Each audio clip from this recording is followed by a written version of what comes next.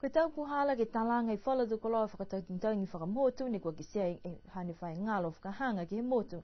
Moi nā kei toko longa ni mai ki ai ke talanga tu koloa nei.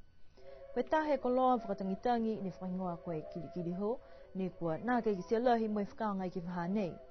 Pehe toki whahinga hua taonga ni ue ko Moira eni tama ko ki sea mōli ngalo he tau koloa mahuinga pena he motu ha kua nā kei toko longa tu tangata ni kumai ki talanga. Koe mana ia ni whakahokwa e taha whakakwanga ki halutu whai tau kamole.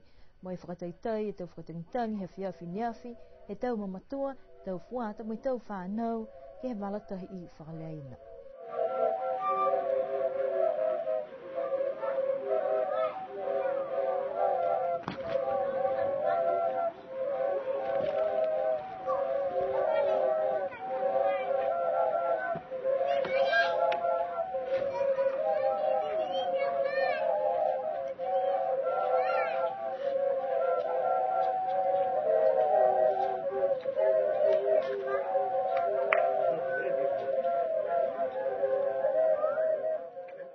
Kamana ko ke mo whalu whakamamanga ke tau puhala whakamotu nei, si matutaki ke he matakau taonga ni we.